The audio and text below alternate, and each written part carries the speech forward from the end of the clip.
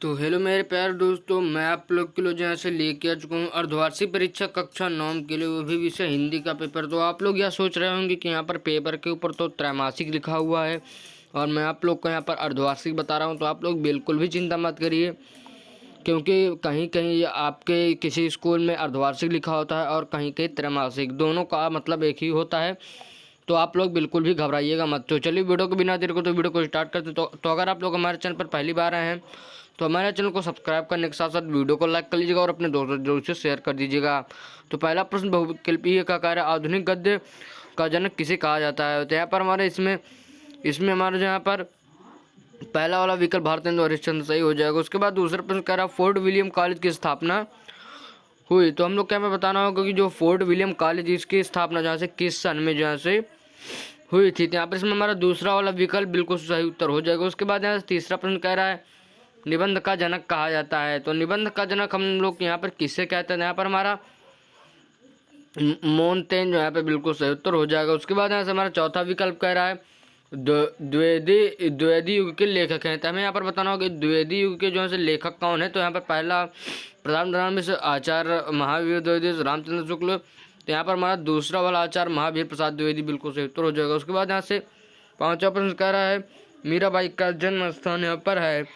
तो मीराबाई का जन्म स्थान हमारा जोधपुर यहाँ पर हो जाएगा। उसके बाद छठा प्रश्न कह रहा है ज्ञानाश्रय शाखा के कवि नहीं है। तो ज्ञानाश्रय शाखा के कवि जो हमारे यहाँ पर नाभा दास जो है नहीं है। उसके बाद यहाँ से हमारा अगला प्रश्न कह रहा है कबीर की भाषा क्या है। तो कबीर की भाषा जो है पंचमेल खिचड़ी के नाम से हम लोग यहाँ पर जानते हैं। उसके बाद यहाँ से आठवां प्रश्न कह रहा है रहीम किस काल के कवि है। तो रहीम हमारा जो यहाँ से इसमें हमारा यहाँ पर भक्ति काल के कवि जो है हमारे रहीम जी हैं। उसके बाद यहाँ से हमारा आठवां यहाँ पर प्रश्न हो चुका है। उसके बाद नौवां प्रश्न की ओर बढ़ेंगे। तो कह रहा है नौवां प्रश्न कबीर के गुरु का क्या नाम था। तो कबीर के गुरु का जो है नाम हमारा रामानंद यहाँ पर था। तो कबीर के गुरु जी का नाम रामानंद था। उसके बाद यहाँ से 10वां प्रश्न कह रहा है रथ किस रस का स्थायी भाव है। तो इसमें हमारे यहाँ पर श्रृंगार रस जो है बिल्कुल सही उत्तर हो जाएगा। उसके बाद 11वां प्रश्न कह रहा है दोहा छंद के पहले एवं तीसरे चरण में मात्राएं होती हैं।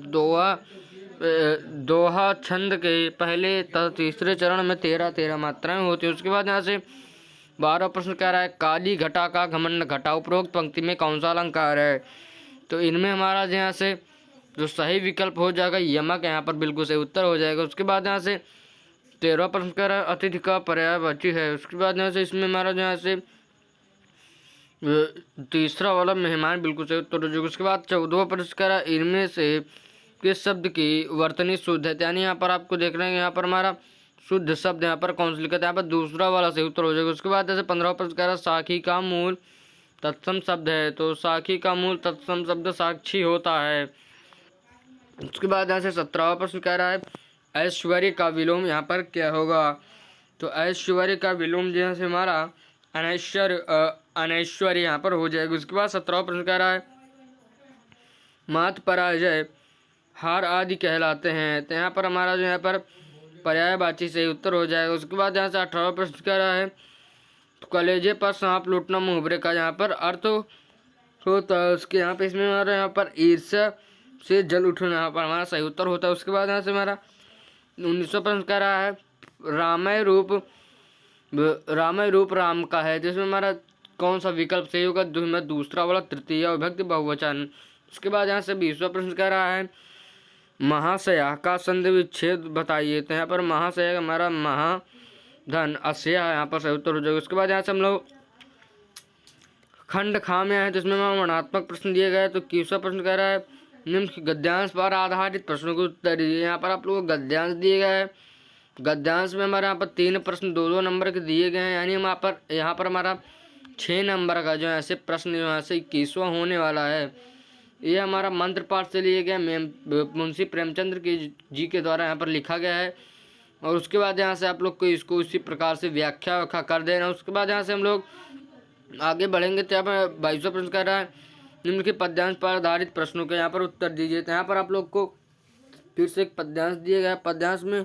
पद्यांश हमारा जो यहाँ से कबीर दास के यहाँ पर हमारा साखी से यहाँ पर लिया गया। तो आप लोग यहाँ पर इसको भी लिख दीजिए। उसके बाद यहाँ से 3 प्रश्न इसमें भी है 6 नंबर के हमारे प्रश्न होने वाले। उसके बाद 23वां प्रश्न कह रहा है निम्न के संस्कृत अवतरणों में किसी एक का संदर्भ सहित हिंदी में अनुवाद कीजिए। उसके बाद इन दोनों में से कोई एक कर लीजिए। उसके बाद 24वां प्रश्न कह रहा है लक्ष्मी का स्वागत एकांकी के आधार पर रोशन के चरित्र चित्रण की विशेषताओं को उल्लेख कीजिए। उसके बाद दीपदान एकांकी का सारांश अपने शब्दों में। उसके 25वां प्रश्न कह रहा है यहाँ पर 3 लेखक दिए गए हैं, किन्हीं एक का जीवन परिचय देते हुए उनकी रचनाओं को भी लिखना है। उसके बाद खापन कह रहा है निम्नलिखित कवियों में तीनों में से किन्हीं एक का जीवन परिचय लिखने के बाद उनके भी यहाँ पर हम लोग को रचना लिखना होगा। उसके बाद 26वां यहाँ पर हमारा प्रश्न कर अपनी पाठ्य पुस्तक से कंठस्थ किया हुआ कोई श्लोक लिखी जो इस प्रश्न पत्र में ना आया। उसको करने के बाद 27वां प्रश्न कह रहा है किन्हीं 2 प्रश्नों के उत्तर यहाँ पर संस्कृत में आपको देना होगा। 3 प्रश्न दिए गए हैं, 3 में से 2 चाहे जो आवे आप लोग को यहाँ पर कर लेना होगा। उसके बाद यहाँ से 28वां प्रश्न कह रहा है किन्हीं 2 वाक्यों का संस्कृत में अनुवाद कीजिए। उसके बाद यहाँ से 29वां प्रश्न कह रहा है अपने प्रधानाचार्य को छात्रवृत्ति प्राप्त करने के लिए प्रार्थना पत्र किया होगा अथवा में यहाँ पर आपको एक और प्रार्थना पत्र दिए। उसके बाद यहाँ से 30वां वाला प्रश्न है, 30वां वाला कह रहा है निम्नलिखित मुहावरे में लोकोक्ति में किन्हीं एक का अर्थ बताते हुए वाक्य का प्रयोग कीजिए। यानी यहाँ पर आपको 2 मुहावरे दिए गए हैं, दोनों मुहावरे में से किसी एक का अर्थ बताने के बाद उसे अपने वाक्य प्रयोग में लाना होगा। तो अगर आप लोग वीडियो पसंद आई हो तो वीडियो को लाइक करने के साथ साथ हमारे चैनल को सब्सक्राइब कर लीजिएगा और अपने दोस्तों तक इस वीडियो को जरूर शेयर कर दीजिएगा ताकि आपके दोस्त भी हमारे साथ जुड़ सके। तो चलिए मैं मिलूंगा एक और वीडियो में, लेकिन चैनल को सब्सक्राइब कर लीजिएगा और दोस्तों तक शेयर भी कर दीजिएगा।